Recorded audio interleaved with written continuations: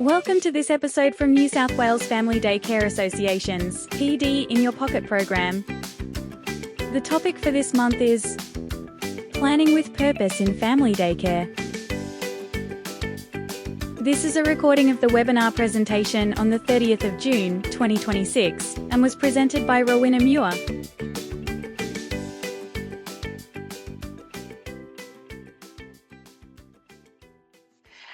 Welcome to the New South Wales Family Daycare Association and Peak Training PD in Your Pocket series. My name is Rowena Muir and I'm your facilitator for this evening, where we are going to be exploring how we can plan in family daycare by thinking about the AEDC. I would like to begin by acknowledging the traditional custodians of the lands on which we each live, work, learn and care for children this evening. For me, that is the land of the Ngunnawal and Ngambri people. Perhaps you might like to put in the chat what land you're on tonight.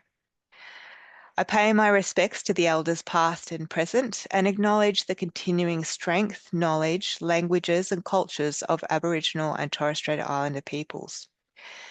As we come together to think about children's communication, language, thinking and general knowledge, we recognise that children's learning has always been shaped by the people, places, stories, languages and communities that surround them. Aboriginal and Torres Strait Islander peoples have been nurturing children through their learning, through their relationships, storytelling, shared responsibility and connection to country for thousands of years. And it is my hope that this session supports us to use evidence thoughtfully, strengthen our everyday practice, and to contribute to a future where all children are seen, heard, included, and able to thrive. So thank you all for being here. This PD in Your Pocket is funded by the New South Wales Family Daycare Association in partnership with Peak Training.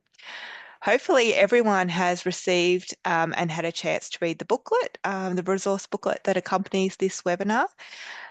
This was sent to you yesterday, I believe, to everyone who had already registered by then. And it will also be available on the New South Wales Family Daycare Association website within about a week after this live session, along with the recording of the session as well. If you didn't receive it, you can find the link on your screen if you are watching this recording of the presentation, or if you are listening to the podcast, the link is www.nswfdc.org.au/PD in your pocket. Just a quick reminder too about the survey that you will be sent after this session. Please take a moment to complete the survey so we are aware of your feedback. This helps us with ideas, topics, and funding to continue to provide this free training as well. Thank you to everyone that filled in last month's survey as well. In relation to statements of attendance for this evening, your statements of attendance will be emailed to you within about a week of this live session. So make sure to check your junk email if you haven't received it, and within about a week. And if you still haven't received it, you can contact info@peaktraining.edu.au. So tonight we are going to be having a look at the AEDC, so Australian Early Development Census data. We're going to think about how we use this kind of evidence to plan with purpose, how this relates to our everyday practice, and also where we can go for further information as well. So in terms of some housekeeping for this live session, I will be encouraging you to use the chat function to communicate with each other, and you might also like to use the reaction buttons as well that I can see people are already doing. And we will also have some time for questions at the end of the session, and we'll use the Q&A function for this. When we have lots and lots of people online using the chat thing, it can often travel quite quickly. So at the end of the session, if you do have questions, we'll be using the Q&A function for that. Tonight, I'm also joined by a member of the association team, Ethan, who can also provide some technical support if you need it. But if all else fails, perhaps try leaving and rejoining the meeting. I always find that often works for me. So you may remember that we asked some questions when you registered for this session. So we're going to start by what we learnt from you to start with. So it's great to see that we have a really big mix of roles registered for tonight's session. So we have 88% of you are family daycare educators, 7% are family daycare leaders and coordinators, 3% are approved providers or nominated supervisors, and 10% of you fall into the other category. So feel free to, if you are sitting in that other category and you'd rather be known as something other than other, feel free to pop that in the chat as well. We also learned that about how you're feeling, your confidence level. So it's really pleasing to see that a massive 44% of you feel confident using data or evidence to inform your family daycare programming, which is wonderful. 37% of you were somewhat confident, 14% of you were very confident, and only 5% of you felt that you didn't feel confident quite yet. And hopefully after the end of the session today, you'll feel a bit more confident. It's also really interesting to see that 46% of you mainly work with school-age children, 20% of you work with a mix of all the age groups, 16% of you mainly work with toddlers, and 10% of you work with preschools. And for 1% of you, it's our youngest cohort, our babies. It's also exciting to see that 44% of you would like to gain practical programming ideas from this session. And for 25% of you, it's about support with reflection and documentation. 14% of you were also interested in some stronger links to the National Quality Standard and the Early Years Learning Framework version 2.0. And 11% of you would like to gain understanding of the AEDC data, and 6% of you would like to gain ideas for family partnerships. So I think we've created a webinar that covers each of those things. So hopefully no matter where you fell in that category, there is something that you'll be able to take away tonight. So let's begin with the big question. What actually is the AEDC? So the AEDC stands for the Australian Early Development Census. And this is a national collection of information about how children are developing by the time they start their first year of full-time school. It is completed every 3 years and it looks at children's development across 5 broad areas, which are called domains. Now, when we hear the word data, some of us might feel excited, some of us might feel a little nervous, and some of us might think, please don't give me a spreadsheet at 7 o'clock at night. So let's make this practical. The AEDC is not just numbers on a page. It's a way of taking community level snapshot of how children are travelling as they begin school. And it helps us to notice patterns. It helps us to ask better questions. And it helps coordination units, educators, communities, and governments to think about what children and families might need more of. For family daycare educators, the AEDC can be useful because it connects directly with the work that you are already doing every day. That is talking with children, sharing stories, supporting play, helping children solve problems, partnering with families, and creating warm, responsive learning environments. So when we talk about the AEDC tonight, we're not talking about another complicated task to your day, where we are talking about using evidence to shine a light on the importance of the work that you already do, and to help us think about how everyday moments in family daycare can support children's language, communication, thinking, and confidence. But it's also important, equally important, to think about and to understand what the AEDC is not. The AEDC is not a test that family daycare educators need to administer. It is not a checklist to use to label individual children. It's not a school readiness score. And it's definitely not a reason to push formal school-like teaching down into early childhood settings. And that last point is really important. Sometimes when we hear terms like language and cognitive skills or communication and general knowledge, it can be tempting to jump straight into workshops, flashcards, structured lessons, or sitting down to teach children more. But I want to be really clear that that's not the message here.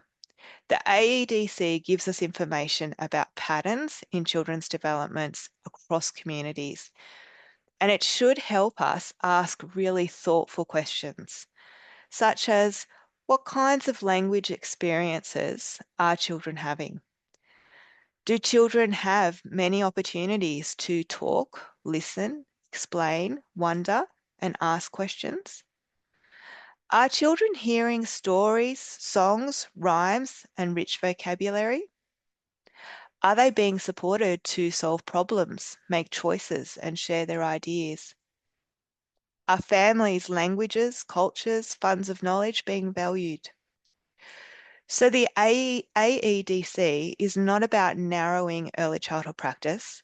It is about helping us strengthen rich, relational, play-based practice. In family daycare, this is particularly powerful because learning often happens in beautifully natural ways. During breakfast, while hanging out the washing, walking to the park, feeding the chickens, building with blocks, sharing a book on the couch, or having a conversation at the kitchen table. This is where language and thinking grow. So for those of you who don't know a lot about the AEDC, I'm going to give you a quick overview. This looks at 5 domains of early childhood development: physical health and well-being, social competence, emotional maturity, language and cognitive skills, communication skills, and general knowledge. These domains help provide a really broad picture of children at the time they start school. Tonight, we're focusing especially on the last two, language and cognitive skills, and communication skills and general knowledge. But it's also really important to remember that children don't develop in neat little boxes. A child does not wake up in the morning and say, okay, today I'm going to work on my communication domain from 9 till 10, and then emotional maturity after morning tea. As you all know, children develop as a whole. And that is why family daycare is such a rich context. You are not working with isolated skills. You are supporting children's whole development through relationships, routines, play, and everyday life. Now, if you're wondering why community level data matters, I'm glad you're here and I'm glad you're thinking critically. The AEDC results are reported at national, state, and territory and community levels. And this helps communities understand some of the broad patterns in children's development, rather than, as I mentioned before, rather than focusing on one individual child. Think of it as like looking at a weather map. A weather map does not tell you whether one person remembered their umbrella, but it does show broad patterns. It can tell us that a region is experiencing heat, rain, storms, or dry conditions. And that information helps people prepare and respond. AEDC data is similar and it works in a similar way. It does not tell us everything about a child, but it can help us see patterns across a community. For example, if local AEDC data shows vulnerability in communication skills and general knowledge, that might prompt us to ask, are children having enough opportunity for back and forth conversations? Are families able to access libraries or playgroups and community services? Are children hearing and using rich language in their home languages and English? Are educators supported to plan language-rich play experiences? Or are there barriers for families that make participation harder? For family daycare and coordination units, this matters because you're part of the communication system around children. Family daycare is often deeply connected to families' real lives, local places, and daily routines. You notice things that broader systems may miss, and that local knowledge is gold. When we bring together AEDC data, together with educator knowledge, family knowledge, and children's interests, we get a much richer picture. We can move from what does the data say to what can we do together in everyday practice. Finally, before we go any further, we need to talk about using AEDC data ethically and thoughtfully. This matters because data is powerful. It can help us advocate for children and families. It can help us identify where support is needed, and it can strengthen planning and quality improvement. But data can also be misused if we're not careful. So here are a few principles to hold on to throughout this session and keep at the forefront of your mind. Firstly, AEDC data should not be used to label children, families, or communities. If a community has high levels of developmental vulnerability, that does not mean children are less capable. It does not mean families care less or that educators are doing a poor job. It means that we need to look more closely at the conditions, opportunities, and supports around children. Second, data should be used with curiosity, not judgment. A helpful question is not what is wrong with these children. A better question is actually what might children need more opportunities to experience, practice, hear, say, explore, and understand. Third, AEDC data should be considered alongside other knowledge. For family daycare educators, this includes your observations, family conversations, cultural knowledge, service philosophy, the National Quality Standard Self-Assessment, the Early Years Learning Framework version 2.0, and children's own voices and interests.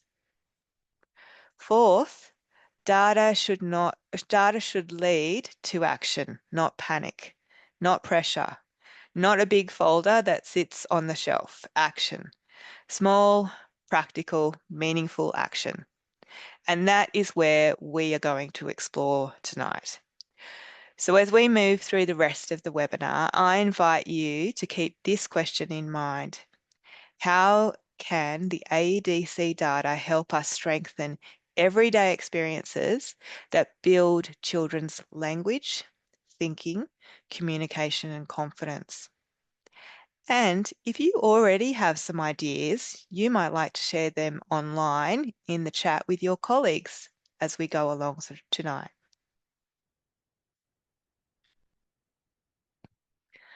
Okay, now let's take a closer look at the first of our two focus domains, and this is language and cognitive skills. This domain gives us information about children's developing skills in areas such as early literacy, early numeracy, memory, problem solving, interest in books, recognition of letters and numbers, and other skills that help children participate confidently in learning. Now, I want to pause here because the name of this domain can sound a little formal sometimes. Language and cognitive skills might make us think of school desks, pencils, workbooks, and formal lessons. But for young children, these skills begin much earlier and in much more natural ways. They begin when a baby hears a familiar voice singing the same song each day. They begin when a toddler points to a dog and an educator says, "Yes, that's a big brown dog. I wonder where it's going." They begin when children help count apple slices at morning tea. They begin when a child turns the pages of their favorite book and reads the story from memory. They begin when children sort shells, compare books, notice patterns, solve problems, ask questions, and test out their ideas. So when we talk about language and cognitive skills, we are really talking about how children use language to think, remember, understand, solve problems, and make meaning. And the lovely thing about family daycare is that these opportunities are everywhere. They are not limited to planned group time or a formal learning activity. They happen across the whole day in the flow of real life. One of the key messages that I want to highlight is that language and thinking develop together. Children use language to understand the world, and they use their experiences in the world to build language. It works both ways. For example, when a child is building a tower and says, "It keeps falling down," they are not just describing what happened, they are thinking aloud. They are noticing cause and effect, and they are beginning to problem solve. And when an educator responds with, "Oh, I wonder what would happen if we put the big block at the bottom," the educator is adding language to the child's thinking. Words like bottom, balance, steady, and so on. These help the child to think more deeply about what they're doing. This is why conversations matter so much. Language is not just about something we teach separately from play. Language is part of how play is learning. So when educators support children's language, they are also supporting children's thinking. And when they support children's thinking, they are creating rich opportunities for language. This connection is really, really central to early learning. So let's bring this into the family daycare context. In family daycare, language and cognitive skills can be supported in small, ordinary moments that might not look like teaching or feel like teaching at first glance. For example, imagine breakfast time. An educator might say, "Oh, you have two pieces of toast.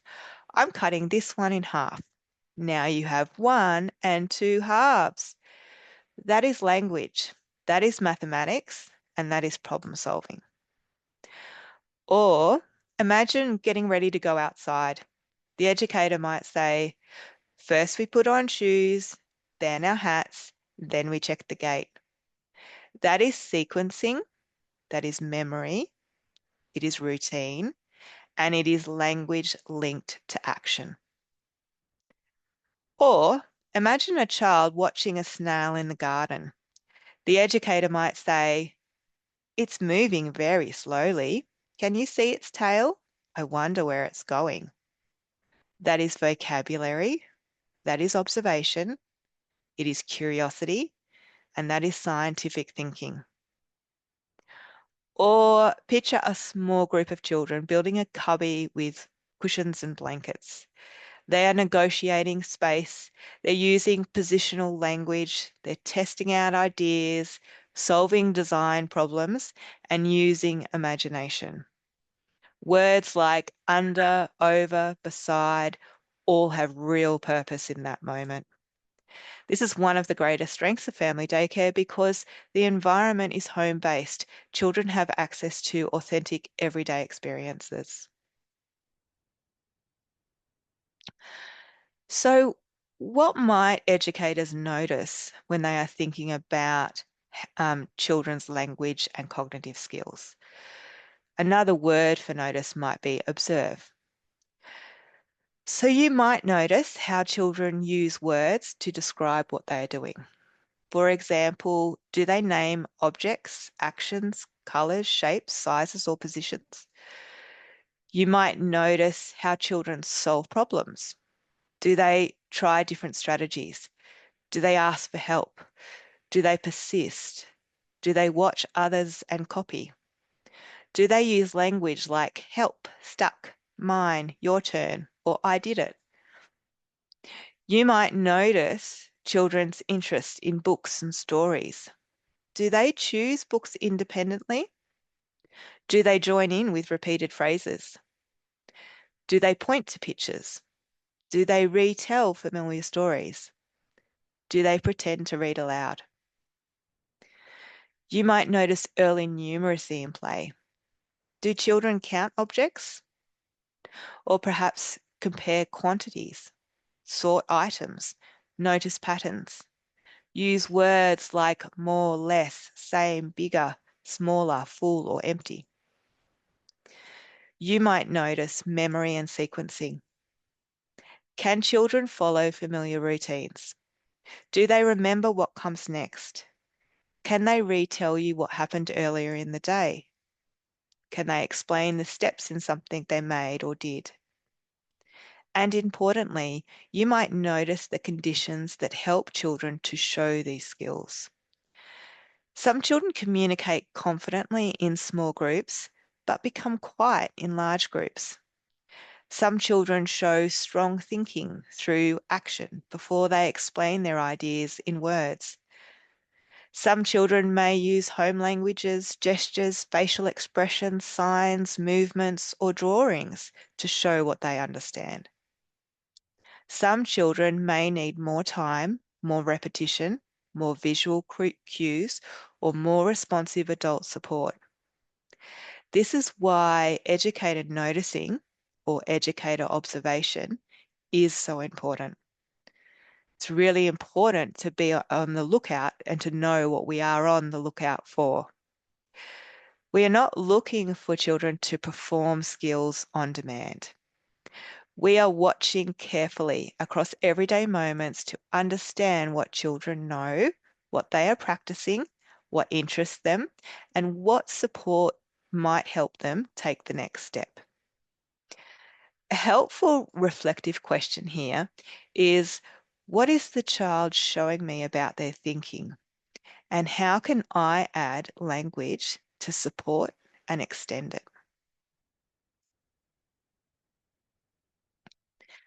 Now, let's move into some practical strategies. The good news is that supporting language and cognitive skills does not require expensive resources or formal lessons. It requires intentionality, and intentionality can be beautifully simple. Let's start with stories. Stories are one of the richest ways to build language and thinking. In family daycare, this might include reading picture books, telling stories from memory, making up stories together, retelling what happened on the weekend, or using puppets, toys, and natural materials to create a story. You might say, what do you think will happen next? Or what do you think the character, why do you think the character did that? Or that reminds me of when we saw a big dog on our walk. These questions and comments help children predict, remember, connect ideas, and use language to think. Next, there are songs and rhymes. Songs and rhymes support a particular skill set for memory, rhythm, vocabulary, listening, and sound awareness. And they are perfect for family daycare because they can happen anywhere. During nappy changes, transitions, car trips, hand washing, rest time, outdoor play, or pack away time. Repeated songs are especially powerful because children begin to anticipate what comes next. They join in, they fill in missing words, they copy actions, and that builds confidence. You can also change familiar songs to include children's names, family languages, animals, places, or current interests, and that makes the language even more meaningful. Then we have print in everyday life. This does not mean covering your home in labels or turning play into a literacy lesson, but it does mean helping children notice that print has meaning.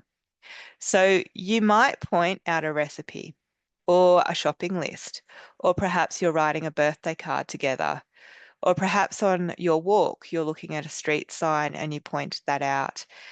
You might look at a calendar to add people's birthdays or things that you were doing during the week. Or perhaps you're looking at a menu or a map, or even the labels on a seed packet. Saying things like, "Oh, this says that this says that we are planting tomatoes, and this is how we need to plant them," is a really, really important way that we can connect this print and the purpose of print having meaning. We can also point things out, sounds of letters. "Oh, your name starts with the same sound as mum." Or let's make a sign for our shop. Print becomes really, really meaningful when it has purpose. Now let's think about counting and sorting. Again, these do not need to be formal. Children can count cups at lunchtime when they're setting the table. They might count shoes at the door or pegs on the clothesline and so on. You might ask them, "Oh, how could we sort these?" Or "Which ones are the same?" Or "Which pile has more?" Or "What do you notice?" Thinking about the types of questions we ask and how we ask them is one of the really important ways that we can be intentional in how we are supporting children in this area of their learning.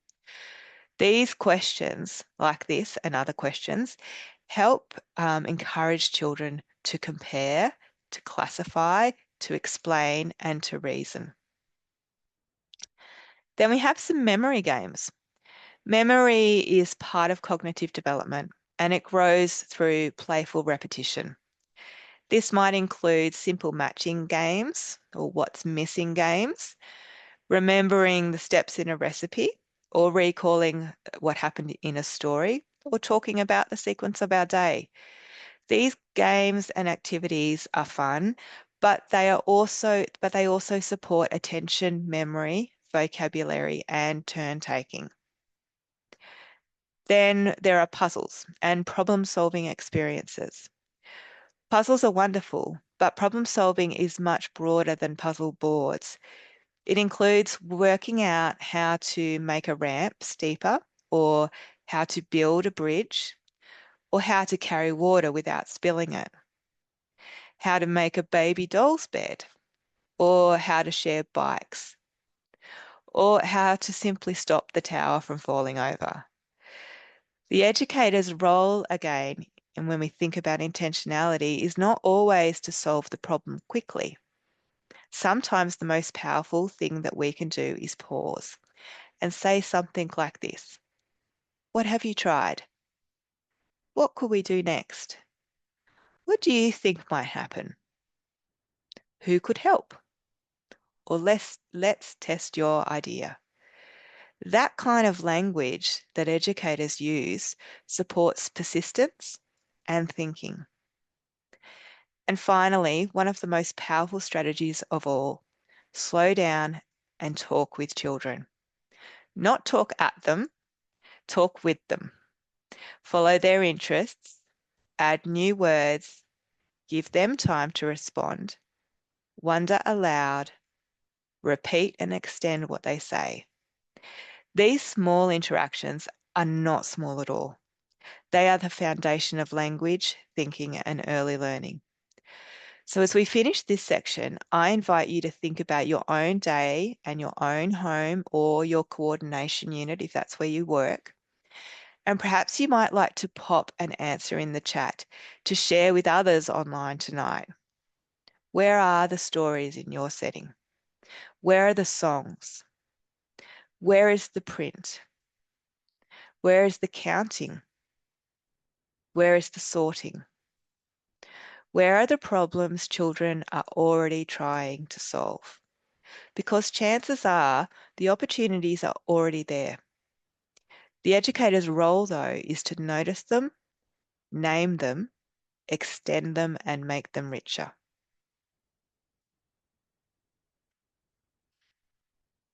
Okay, well, perhaps you're adding your thoughts to the chat for those questions. I'm going to move on to our second focus domain for this webinar, and that is communication skills and general knowledge. So this domain tells us about how children communicate their ideas, their needs, and their experiences, and how they use their growing understanding of the world around them. And again, the wording can sound a little formal, but this domain is really about something very familiar to family daycare educators. It is about children being able to say, show, or express things like, I need help, or I have an idea. I know about this. I want to tell you something. I understand what is happening. I can join in, or I can share what I know. This might include children's ability to communicate clearly with adults and other children, answer questions, understand instructions, and draw on their knowledge of everyday life. But let's be careful here. Communication does not look the same for every child. Some children are big talkers. They give you the full podcast version of what happened at the park, including the color of the dog, the size of the puddle, and who stepped in it, and why it was apparently the funniest thing they have ever seen. Other children communicate more quietly. They might use gestures, facial expressions, pointing, movement, signs, home languages, short phrases, or close observation. Some children need more time. Some children need a trusted adult nearby. Some children communicate beautifully in play, but become quiet when asked a direct question. So when we talk about this domain, we are not asking who talks the most. We are asking, how does this child communicate, connect, understand, participate, and share what they know? And that is a much richer question. One of the most important messages in this section is that communication is more than talking. So hopefully you're getting a sense of that. Talking is important, of course. Oral language is a powerful foundation for learning, relationships, and participation. But communication begins long before children use full sentences, and it continues to include much more than spoken words. A baby turning towards a familiar educator's voice is communicating. A toddler reaching up with open arms is communicating. A child pointing to a picture in a book is communicating. A preschool-aged child placing a toy in your hand and roaring is absolutely communicating, possibly with some dramatic flair. Children communicate through eye gaze, body movement, facial expression, sound, and so on. And as educators, we communicate in many ways too. Our tone of voice communicates safety. Our facial expression communicates interest. Our body position communicates, I am here with you. Our pauses communicate, I'm giving you time. Our responses communicate, what you have to say matters. This is especially important in family daycare because relationships are often close, consistent, and deeply personal. Educators come to know children's communication styles very well, and that deep knowledge matters. It allows educators to respond in ways that are tuned in, respectful, and intentional. So when we support communication, we're not simply encouraging children to use more words. We are supporting them to feel confident that their ideas, needs, feelings, stories, and identities can be expressed and understood.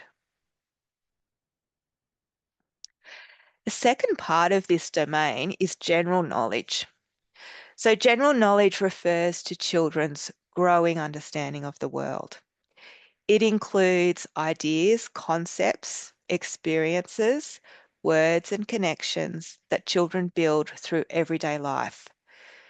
General knowledge does not only grow from formal teaching, it grows when children experience the world with trusted adults. It grows through relationships, it grows through families, it grows through culture, language, stories, and community. It grows through feeding the dog, watching the rain, planting seeds, visiting the library, waiting for the garbage truck, and talking about what happens in everyday life.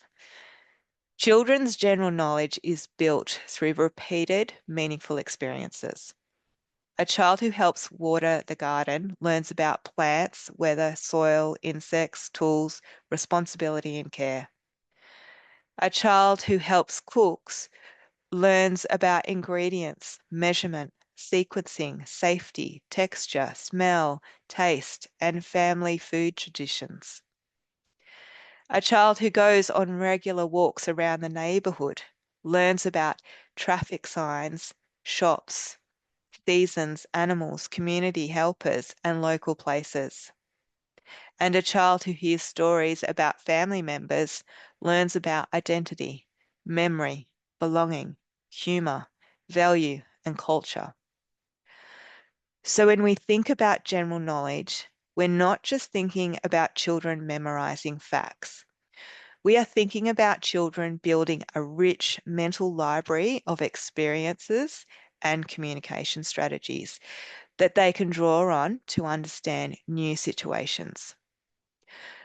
The more meaningful experiences children have, and the more language adults attach to those experiences, the stronger that library becomes. So let's bring this domain into the everyday family daycare practice. Imagine a child helping an educator prepare fruit for morning tea. The educator might say, this orange has bumpy skin. When we peel it, the segments come apart and, oh, it smells citrusy. That one moment includes vocabulary, sensory language, classification, counting, fine motor, health, culture, and conversation. Or imagine children watching a storm roll in from the window. The educator might say, oh, the sky is getting darker. I can hear the thunder. The wind is moving through the trees. What do you think will happen next? That is communication, prediction, weather knowledge, emotional reassurance, and shared attention. Or imagine a group of children engaged in dramatic play. One child says, I'm the doctor, you need a needle. Another child replies, no, I'm the mum, the baby is sick. There is a lot happening here. Children are using knowledge of families, healthcare roles, routines, and feelings. They're negotiating, explaining, pretending, listening, and using language to organize their play. Or picture a child arriving in the morning with exciting news. My grandma came to my house and we made dumplings. This is a beautiful opening for communication and general knowledge. An educator might respond, you made dumplings with grandma. Tell me about that. What did you put inside? Did you roll them or did you fold them? That response tells the child that your family knowledge belongs here. It also opens up possibilities for further learning, perhaps reading a book about family cooking, inviting families to share recipes, making Play-Doh dumplings, or talking about foods that are special in different homes. Now let's look at some practical strategies for strengthening communication skills and general knowledge in family daycare. We'll start with the most powerful strategy of all, conversations. Conversations are not just chatting. They are one of the main ways that children learn language, build relationships, and make sense of the world. The richest conversations are back and forth. The child says or shows something, the educator responds. The child adds more, the educator extends. Together, they are building meaning.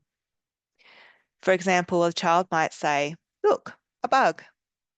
The educator could then say, "Yes, a bug. That's fine. But we could stretch it a little further." They could say, "Oh, yes, you found a tiny black beetle. It's crawling under the leaf. I wonder if it's looking for somewhere cool." Now the child has heard words like tiny, black, beetle, crawling, under, leaf, and cool. The educator is also modeling curiosity. The aim is not to turn every moment into a lecture. No one wants a full documentary voiceover every time a child finds a bug. But the aim is just to add just enough language to deepen the experience. Then we have storytelling. Story, the particular skills that storytelling builds are memory, sequencing, imagination, vocabulary, identity, and confidence. In family daycare, storytelling might involve reading picture books, but it also might include telling family stories or making up silly stories, using puppets, retelling an excursion, or creating our own stories with loose parts, or inviting children to tell a story of their drawing. And an educator might ask things like, "What happened first? Then what happened? How did you feel? What should happen next? Who else was there?" And importantly, children do not have to tell stories only in English. Home languages are an absolute strength. Families can share songs, words, greetings, stories, cultural knowledge, and oral traditions. This helps children feel that their whole identity is welcome in the family daycare environment. Next, we have excursions and community experiences. These do not need to be big or complicated. In family daycare, a walk around the block can be a rich learning experience. You might visit the library, the community garden, the bus stop, the creek, or simply walk to the front fence to watch the roadworks. Before the outing, you can talk about what you might see. During the outing, you can talk about what you notice and name things. And after the outing, you can revisit the experience through drawings, photos, play, books, or conversation. This helps children build general knowledge because they are connecting words with lived experiences. Next, we have cooking. Cooking is a gold mine for communication and general knowledge. Children can talk about ingredients, smell, texture, family foods, and so on. And you might say things like, "First we pour the flour," or "This banana is soft and sweet." Or perhaps we might say, "This recipe comes from Maya's family. Maya, would you like to tell us about how you make it at home?" Cooking creates opportunities to honor family and cultural knowledge. It sends a strong message that children's home lives are valued. Then we have gardening. Gardening supports vocabulary, science concepts, responsibility, patience, and care. Children learn words like compost or harvest. But even more than words, gardening gives children a long-term experience of change over time. They learn that some things take patience, which, as we all know, is a helpful lesson when educators are trying to grow tomatoes that refuse to grow. Next, we have dramatic play. Dramatic play is one of the richest contexts for communication and general knowledge because children use what they know about the world to create and negotiate pretend situations. In this play, children use home language to assign roles, solve problems, explain ideas, negotiate rules, and build shared stories. The educator's role might be to join gently, to add vocabulary, to provide props, to extend the storyline, or to help children include each other. But the goal is not to take over the play, it is to enrich it. Finally, family knowledge sharing. This is essential. Children's general knowledge is shaped by their families, cultures, languages, histories, and communities. Family daycare educators can build powerful partnerships by inviting families to share what matters to them. It may be words in home languages, favourite books, photos from home, special places that the family go to, or stories about pets, grandparents, or siblings. Even a simple question at drop-off time can open the door to a whole wealth of information, such as what has your child been talking about on the weekend? Or is there a song or story your child loves in your family? Or are there any words from your home that we could use in our day?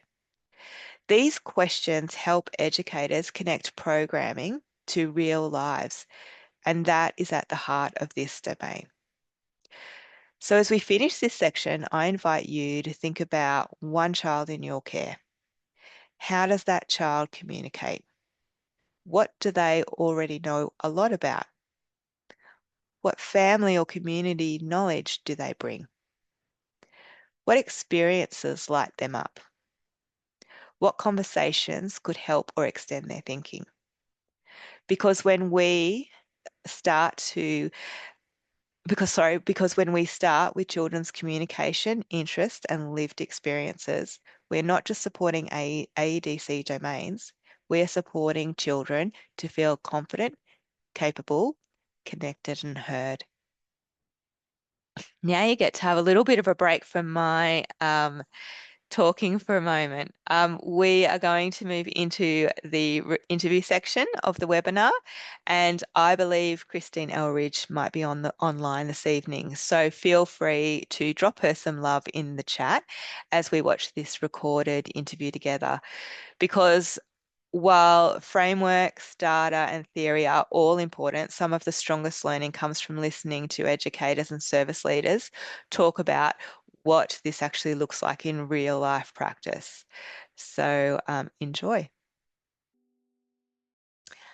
Welcome, everyone. I'm delighted to now welcome Chris Elridge into the conversation. Chris brings valuable experience and insight from her coordination unit, where she is the nominated supervisor and educational leader. So, Chris, thank you so much for joining me today. It's lovely to have you here. No worries at all. How are you? I'm well, thank you. So, I know that thinking about how to use the AEDC data, I really have to, say that clearly every time I say that. It can sometimes feel a little overwhelming to educators. So I think perhaps that's a really great place for us to start our conversation. So, do you want to start off by telling us how service leaders can help family daycare educators understand and use the AEDC data in practical, really non-overwhelming ways? Yeah, absolutely. I think for us, the AEDC data came into play probably around 4 years ago. So we were introduced to it by council, and they started a project. So for our service, we actually cover a few local government areas. So looking at the data was very strange at first because it wasn't very, it's very postcode driven. So for us to pick one or two focus areas was quite difficult because across the postcodes that we work in, there was all four domains were covered within that space. So really for us, it was about breaking it down. We didn't want to overwhelm the educators with too much information. We didn't want to scare them off wanting to use it and actually embed the AEDC data into our program. So we came up with the idea of actually having a overarching goal for our whole service, where we would actually focus on a specific domain within that goal. So that process first started with us introducing the AEDC, talking to educators, and we had a meeting around it, talking to educators, introducing the data, showing them the vulnerabilities for their specific areas, and just talked through how we were going to work through all 5 of those domains so that we could actually enhance those vulnerabilities for children across the whole service. So then we just kind of rolled out our overarching goal each month. We focused on a different domain area. Sometimes we would extend it, so it might have been a 2 or 3 month period, depending on how big the domain was and how the feedback that we were getting from the educators. But basically, we then sent out the information that went with that domain. So the website has great tools and things that you can use that are very easy to read. They have great practical ideas of activities or ways in which you can support children to be able to build on those vulnerabilities. And so we really use that as a base and our foundation of how we actually got the educators to know and understand what AEDC was, and I guess how important it was, and how much it could actually feed and fuel their programs every day.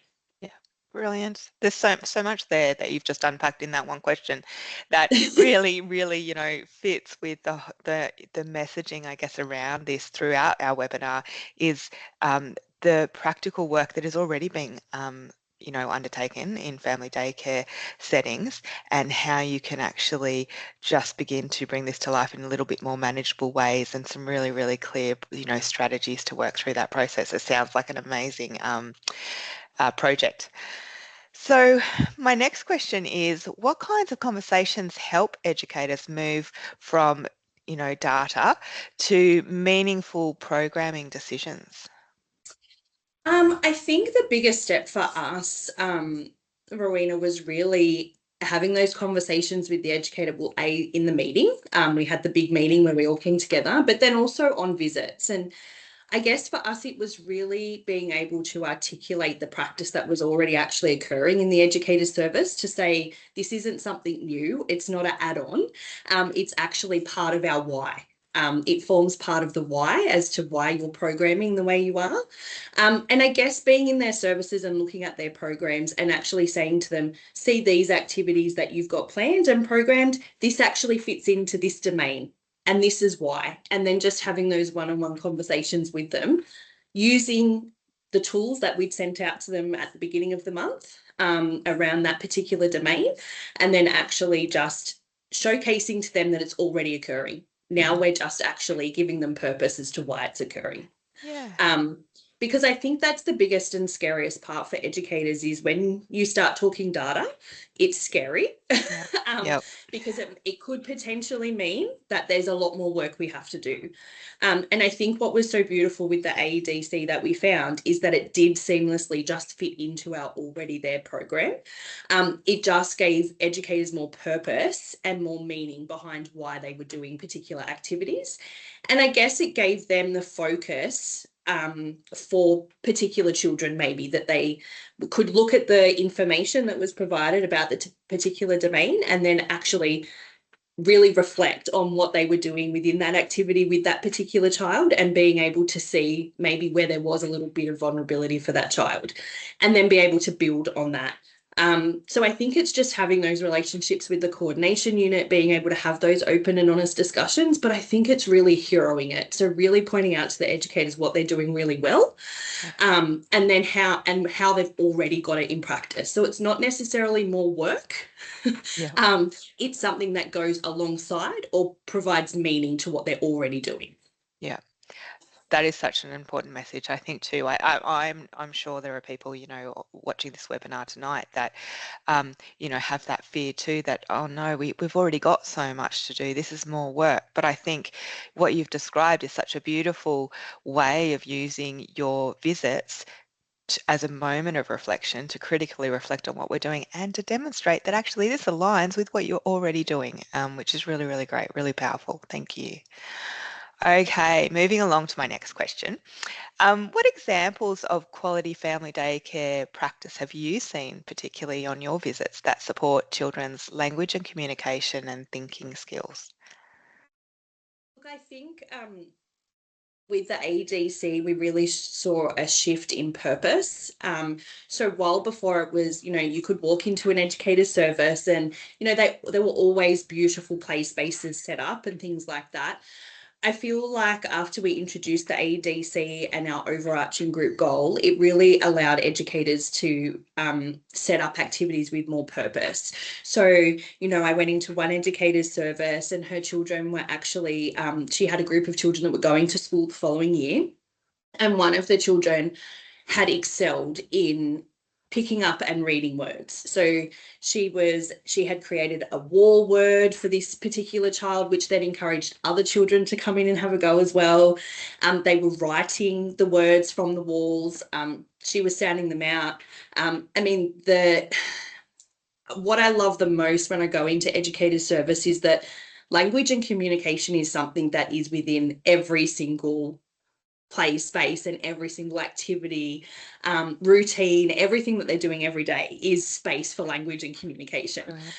So I guess just to see the journey of this particular child where she got to, 6 months down the track and she actually was then doing story time.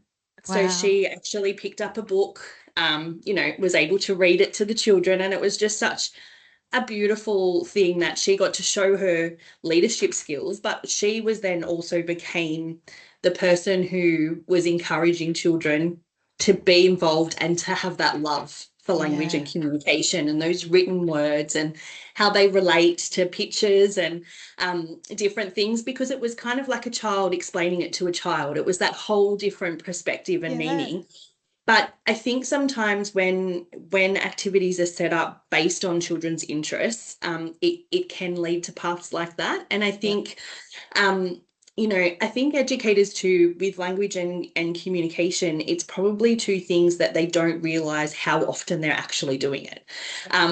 Like just saying to a child, okay, come on, we're going to go and wash our hands now. Let's go and wash our hands. Okay, rub them together. Like that's all language, and you're describing and you're creating that space to actually build that child's language capabilities, because it's going to take a month, maybe two, depending on the child, for them to then say to their friend, come on, we're going to go wash our hands now. We rub them together. Yeah. And it's that beautiful journey that they kind of all go on together. But I mean, even simple things like we've got educators that use home language with the children, which I think is so important. And it's great that they're able to do that. I mean, it's not only great for the child because they feel like they belong, but it also creates that space where they're actually building their capacity without having the stress of having to learn that second language on top. But then the children who are there and have English as a first language are learning another language as well. And it just, they then support and, guide each other and scaffold each other's learning while the educator's providing that space for both groups of children within her service. So, having posters up on the wall with the word and the visual, and there's all those things, having a book corner that's available all the time for the children to really encourage that. But even just lunchtime, sitting down and having that conversation with them, joining in, like it's all things that educators do every day and take for granted because that's just normal to them. It's just what we do every day. That just is, it's like our job. But for these children, especially who are vulnerable in that language and communication in those two domains, it's extremely important that they're exposed to that because they may not be getting that from anywhere else. So while it's something that you as an educator feel is very basic, that's just what you do, for that child it's it's a pinnacle for them. It's a place where they can actually build on that vulnerability, which I think is so special. I absolutely agree. And I love like all of those examples that you provided as well. Such a great opportunity that we have in family daycare. And I think we have it in other types of early childhood settings, but particularly family daycare, where we often have wide-ranging age um, ranges and children at lots of different stages of their learning and development, and that opportunity for peer scaffolding is incredible. And all those examples as well, I think that you touched on then as well, come back to what you were talking about before about your purpose. They really demonstrate that intentionality of practice and things like that as well, which is wonderful. Thank you. All right, what is my next question for you? I think I've even lost my track. Um, okay, so this one is around the EYLF and the NQS in particular. So can you tell us how coordination units can support educators to link this AEDC evidence? You've already touched on this a little bit, but particularly how to link this with the National Quality Standard and the Early Years Learning Framework to improve quality, perhaps more strategically or something like that. Yeah, definitely.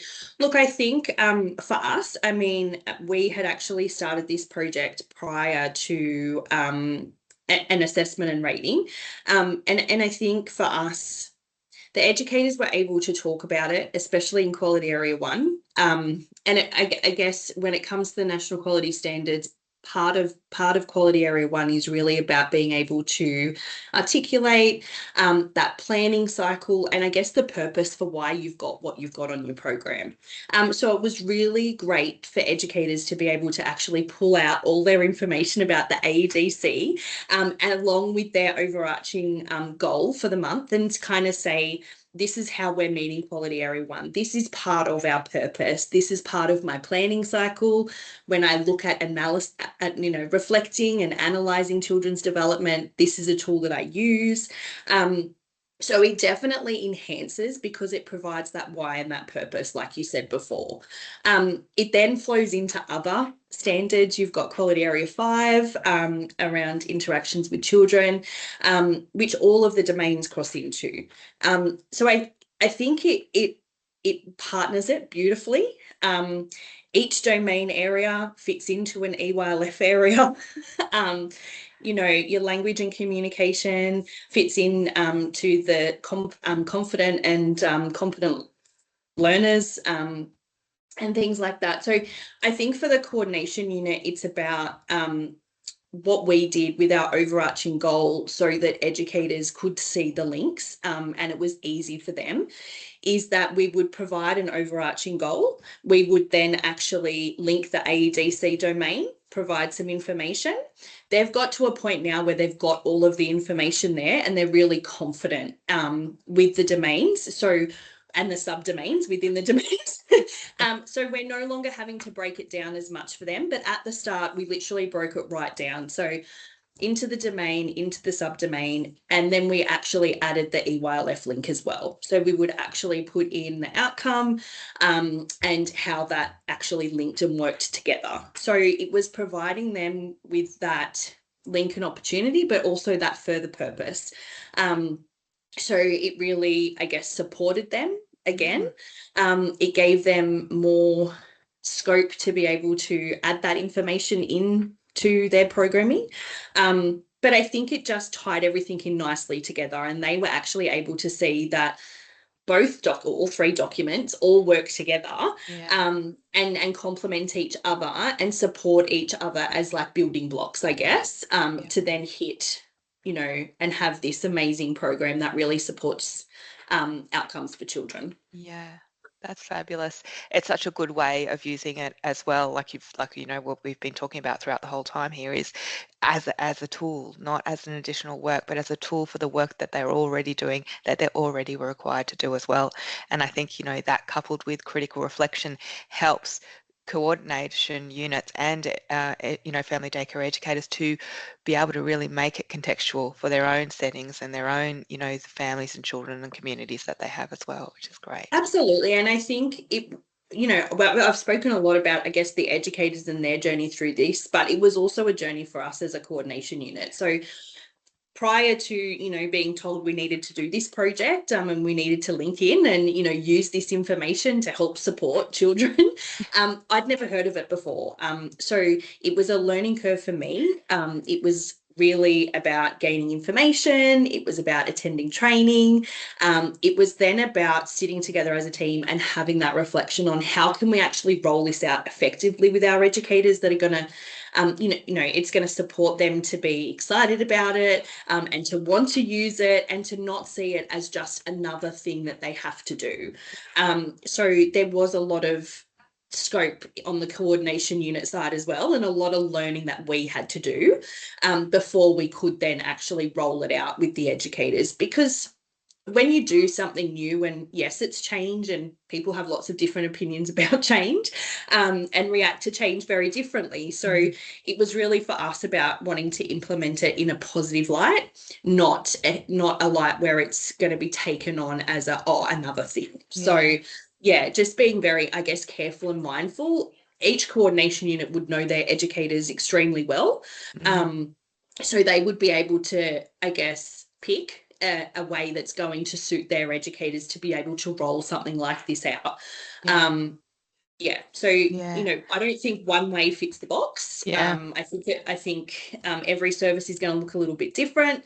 Every service, you might have a coordination unit that sits in one particular postcode where they would be able to just focus on one domain to start off with, because that's where their biggest vulnerabilities are. So I think it just really depends on your service, your educators, and just making sure you're working with them to work out the best way to move forward with it. Yeah, so true. Such beautiful examples of intentional leadership as well there. Thank you. All right, now our time is ticking away, so I'm going to give you the last question that we have. And that is, what is one message that you would like educators to remember about their role in supporting children's communication and thinking? I think it is, extremely important for educators to really, I guess, put a mirror up, to have a look at what they're already doing, to know that this is something that they do in their everyday practice already. Every single conversation, every single facial expression, every single interaction, it is all supporting children's language and communication. And I think it's important. Sometimes as educators, we don't actually sit in the moment and go, you know what, this is actually something I'm doing really well at. And I think that was part of the realization with the AEDC for our educators, is that because we took it on as something that would support their programming rather than something that was an additional to their program, I think it was really important to be able to sit there and say to them, you're already doing this. This isn't something that you're not providing in your service. It's just about now giving you the why as to why you're providing it. And I think sometimes educators don't champion themselves enough. So, I really encourage educators to go out, know that you're a superstar, and know that you're already doing this, and just make it more visual. Make it visual for your families, make it visual for your coordination unit, or for anyone who wants to see within the community, that, you do use the AEDC as a tool. And this is something that supports the program that you're implementing with the children and to build their skills and vulnerabilities in particular areas. Brilliant. Such wise words, and so important to remember that we all need to take stock every now and then and actually celebrate the amazing work that we're doing. So well done for reminding our educators of that too. So that brings us to the end. Thank you so much, Chris. There were so many valuable insights in what you shared, particularly your examples that help bring the AEDC domains in general, but also the ones that we've been particularly looking at to life, and to remind educators that there are so many powerful opportunities to support children's confidence, curiosity, and communication, as well as general knowledge, through that everyday practice. So thank you again for sharing your time, experience, and wisdom with us. No worries at all. Thanks, Rowena. Wow.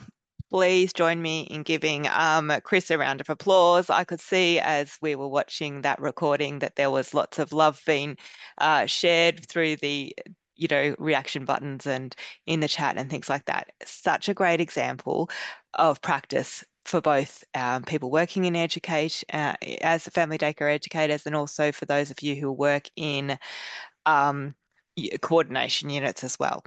I've sort of captured here on this slide some of those key points that I really took away from that recording and that reiterates throughout this webinar. So I'm just so incredibly grateful for Chris for sharing their journey with us tonight. Okay, so some of these I'm going to just sort of fly through a little bit today because I think Chris has also touched on these during her interview as well. So I just wanted to, so now that we've looked at the two AEDC domains that sit at the heart of the webinar, language and cognitive skills and communication skills and general knowledge. So we need to ask, how does this connect with our everyday responsibilities, as Chris was saying? And because the AEDC data is useful, but only if it helps us think more deeply about quality practice. So the AEDC does not sit separate from the NQS or the EYLF or the national regulations. It is connected to the work that we already do. Let's start with the NQS. For the purposes of today, the 4 quality areas that connect really, really strongly with AEDC informed practice are quality area 1, 5, 6, and 7. Quality area 1 is probably the most obvious connection because it asks us to think about how the educational program enhances children's learning and development. And it also requires curriculum decision making to contribute to children's learning outcomes in relation to identity, connection with community, well-being, confidence as learners, and communication. So when educators use the AEDC data to think about language, communication, and general knowledge, they are directly engaging with quality area 1. Likewise, quality area 5 explains that children's communication grows in relationships. They need adults who listen, respond, wonder, encourage, and comfort and extend their ideas. A child is far more likely to communicate when they feel safe. Then we have quality area 6. This is a really important link for the AEDC work because communication skills and general knowledge are deeply shaped by children's and family experiences and connections. And then we have quality area 7. So quality area 7 reminds us that quality improvement does not happen by accident. And I think that's a really important one and one of the key messages that I took away from the interview with Chris. And that is that leadership, we need leadership and we need reflection and systems that share these responsibilities as well. And for service leaders, AEDC data can support that bigger picture conversations. It can help coordination units think about professional learning priorities, how to support educators during visits, how to think about community partnerships and quality improvement planning in general as well. So we then have the EYLF that Chris as well touched on too in her interview. Quality learning outcome 5 of the EYLF is obviously the most obvious and has the clearest link, but so do the other areas. So learning outcome 1, children develop a strong sense of identity when their language, culture, family and stories and ways of communicating are respected. So if a child speaks Arabic, Mandarin, Wiradjuri, Auslan, Hindi, Samoan, English, or any other language or communication system, this is part of who they are. When we include home languages and family words, we are supporting children's own learning experiences and we are telling them that you belong here, that your knowledge matters, and that is identity work. Likewise, learning outcome 2. This is not separate from communication. Children need words, stories, and shared experiences to make sense of those connections. As with well-being, supporting communication also means supporting well-being. Predictable routines, warm relationships, calm transitions, responsive caregiving, and space for children to express feelings. And then we have learning outcome for confident and involved learners. This is where language and cognitive skills really, really shine. So if if children become confident and involved learners when when they can ask questions, when they can test ideas, when they can solve problems, persist, predict, imagine, investigate, and reflect. So the EYLF helps us to see that the AEDC domains are not about pushing children into formal academic learning. They are about strengthening the rich foundations of belonging, being, becoming, communication, identity, and connection, and confident learning. So having now had a little bit of a quick look at what the AEDC tells us, how it connects with the National Quality Standard, and why it matters in family daycare, now we're going to move into a little bit more of a practical part about how we can turn this evidence into programming. So the value of AEDC data is not just knowing the results. The value is in how we can use the data to ask better questions about children's everyday experiences. So a really helpful way to think about this is that the AEDC data gives us a signal, and reflective practice helps us decide what to do with it. For example, if local AEDC data suggests that children in community are experiencing vulnerability in communication skills and general knowledge, we might ask, what opportunities do children have to talk with responsive adults each day? How often do children hear rich vocabulary in meaningful contexts? Are children's home languages and cultural knowledge included in the program? Do children have regular experiences in the community that build their knowledge of the world? Notice that these reflective questions are not about blaming anyone. They're not about asking what a family's not doing. They're not about asking what are children missing. They're not about asking how do we get children ready for school faster. But they are asking what can we strengthen in experiences around children? And that shift is really important. It keeps the focus on opportunity, equity, and quality practice. And for family daycare educators, this is where your professional knowledge becomes essential. You know the children, you know the families, you know the rhythms of your day. You know what children are curious about, and you know what makes them laugh, and what settles them, and what excites them, and what they return to again and again in play. AEDC data might start the conversation, but educated knowledge makes it meaningful and contextual. Once we have good reflective practice, the next step is planning. And planning does not need to begin with a blank page or a sense of dread. It can begin with a simple question. What is one small change I can make to strengthen children's language, thinking, communication, or general knowledge this week? That is often enough. Let's imagine an educator looks at the AEDC data and decides to focus on communication and general knowledge. They also notice that children in their care are very interested in animals. This could lead to a really simple plan that includes, reading books about animals, adding animals to a block table, introducing words like habitat, shelter, nocturnal, inviting families to share stories or photos of pets at home, visits to the local pond, creating opportunities for children to sort animals by where they live or what they eat or how they move, supporting dramatic play around vets, farms, zoos, and animals. That is programming from evidence.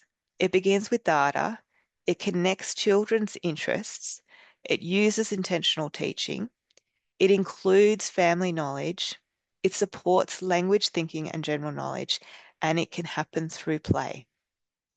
The simple planning pathway might look like this. The data tells us something, reflection helps us ask questions, observations tell us about the children in front of us, planning creates meaningful opportunities, documentation helps us notice learning, Reflection helps us decide what comes next, and the cycle continues. Now let's think about different age groups, starting with babies and toddlers. Sometimes when we talk about the AEDC domains like language, cognitive skills, and general knowledge, people immediately think of preschool age children, but the foundations begin so much earlier. Babies and toddlers are already learning through relationships, routines, sensory experiences, movement, and much more. For babies, programming language and thinking might look like talking gently during nappy changes, naming body parts and clothing actions, responding to babble or eye gazes. A baby dropping a spoon from a high chair for the 5th time may not look like cognitive development at first, but the baby is learning about cause and effect. When I drop this, it falls. When it falls, someone reacts. When I smile, they smile. When I do it again, the same thing happens. That is science, slightly exhausting science, but science nonetheless. Educators can support this kind of language by helping toddlers and infants connect words, actions, emotions, effort, and success. For babies and toddlers, the key is not formal teaching. The key is responsive interaction. Slow down, notice, name, repeat, wait, respond, add language. Create safe opportunities to explore. That is strong planning. Preschool age children are often ready for more complex language, perhaps richer conversations, longer stories, deeper problem solving, and sustained play projects. This is a wonderful age for building vocabulary, narrative, early literacy, early numeracy, and so on. For example, if children are interested in the shops, the educator might help them create a shop in the play space. This could include writing signs, making price tags, sorting items, counting money, creating shopping lists, taking turns, and so on. This one play experience can support communication, literacy, social skills, memory, and problem solving. The educator might ask, what should I do? What should we sell at our shops? Do we need a sign to write it on? How many apples are in the basket? These questions invite children to think, plan, communicate, and collaborate. School-age children can support language and general knowledge in beautiful ways too. They may read books with younger children, explain the rules of a game, or share what they're learning at school. But we also need to be careful. School-age children should not become unpaid assistant educators. Their role is not to supervise, manage behaviour, or take responsibility for younger children. They are children too. So we can invite leadership without creating adult-like responsibility. This keeps focus on participation, recreation, and learning rather than responsibility. Now, on your screens, you'll see a question that I'd like you to respond to in the chat. The question is, what is one strategy that you could work on to strengthen your own work? You might choose more intentional conversations, stronger family knowledge sharing, more support for multilingual communication, more purposeful documentation and reflection. Take a moment to choose the option that feels the most useful to you, not the one that you think you should do. Choose the one that feels realistic, the one that you could imagine trying this week, because this is where professional learning becomes practice. While people are sharing their strategies in the rapidly moving chat, you might like to think about a specific moment in your day when this could happen. There is no single correct starting point. The most important thing to think of is a strategy that is meaningful for you, for your child, for your families, and for your contexts.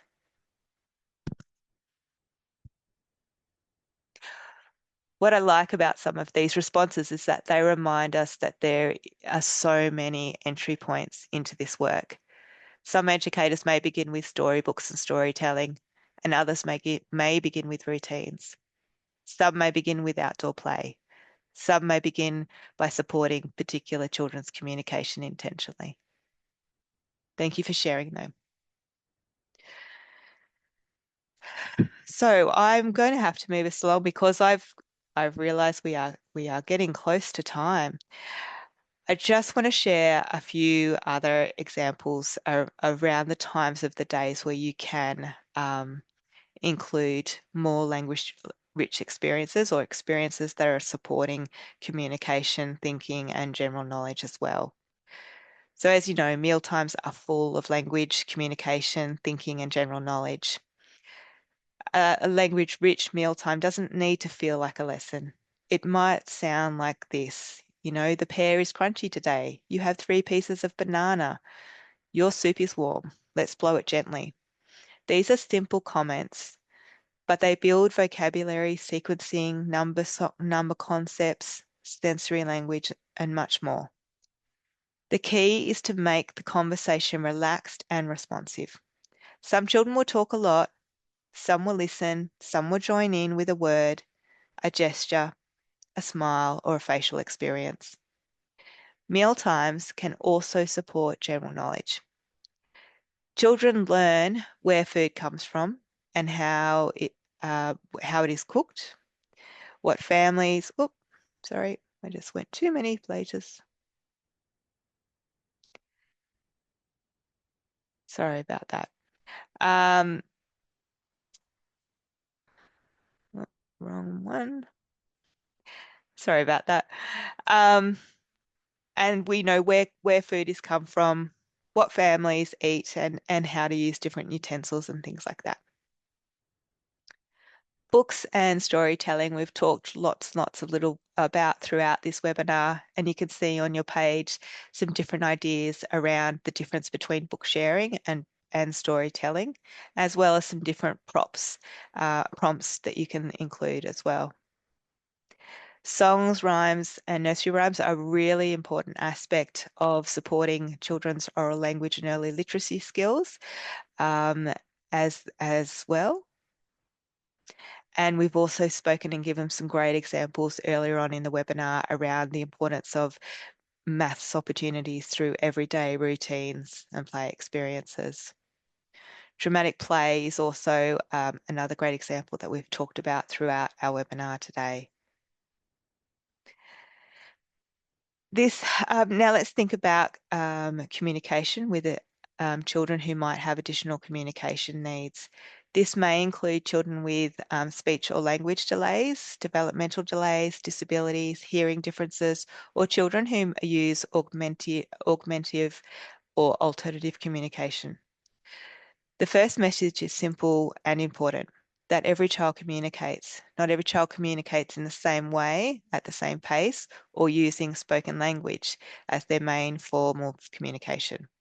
And our role is to notice, respect, respond to each child's communication.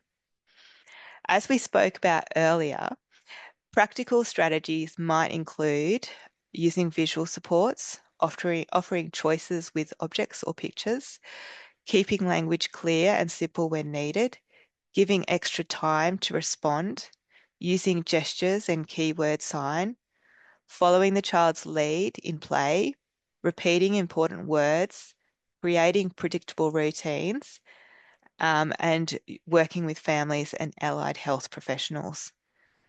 This supports communication without making the child feel tested. The goal is not to force speech. The goal is connection, participation, and communication. And when children feel understood, they are more likely to engage, take risks, and build confidence. Likewise, talking multilingual children and families is also another really important area. Children who grow up with more than one language bring rich knowledge, identity, and communication strengths. Home languages are not a barrier to learning, they are an absolute asset. Sometimes families worry that using their home language might confuse children or slow down English.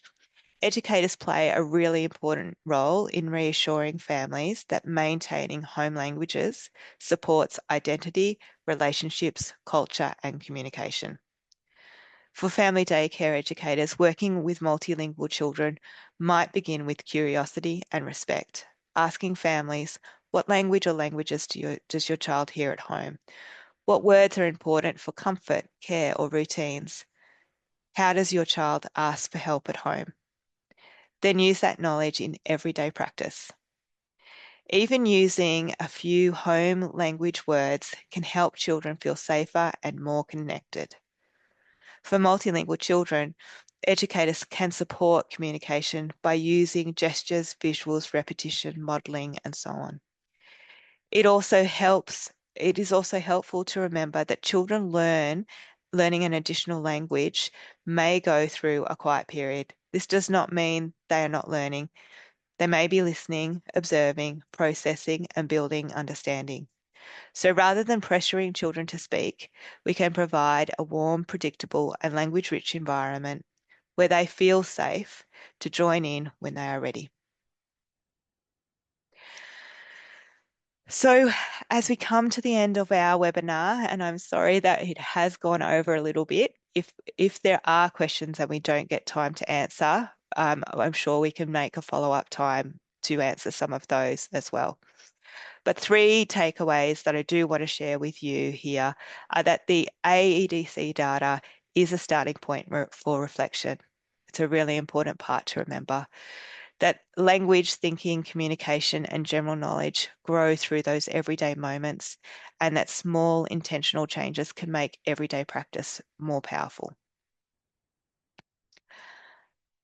I will make sure that I speak with Family Daycare Australia to follow up on any questions that have been added to the chat. I'm sorry that we're running out of time to do that tonight. Thank you for all of you for joining us this evening. On your screen is also a QR code where you can access some more information about the AEDC information itself and some of the tools that Chris was talking to you about in her recording. So please take time to scan that QR code if you haven't already. Otherwise, you can also visit their website at www.aedc.gov.au. Please also remember that you can participate in the Facebook group. If you haven't already joined, you can open your Facebook and type in PD in your pocket. And thank you to everyone who participated in watching or listening to this session. I hope you found it valuable and were able to take something away. And I hope you all have a lovely night. Bye now.